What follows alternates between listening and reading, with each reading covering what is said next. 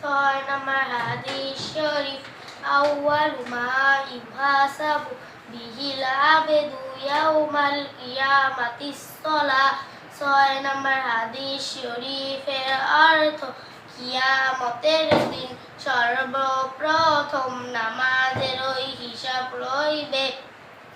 সাত নম্বর হাদিস শরীফ ফাদলুল আলিমি আলাল আবিদি কাফাদলি আলা আদনাকুম। সাত নম্বর হাদিস শরীফের অর্থ তোমাদের মধ্যে সর্বাপেক্ষা ছোট ব্যক্তি হইতে আমার মর্তবা যত বড় বেলেম আবেদের চেয়ে একজন খাঁটি আলেমের মর্তবা তত বড়।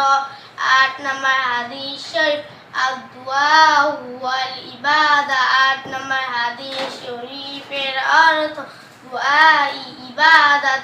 নয় নম্বর হাদিস শরীফ মান লাম ইয়াসআলিল্লাহ ইয়াগদাব আলাইহি।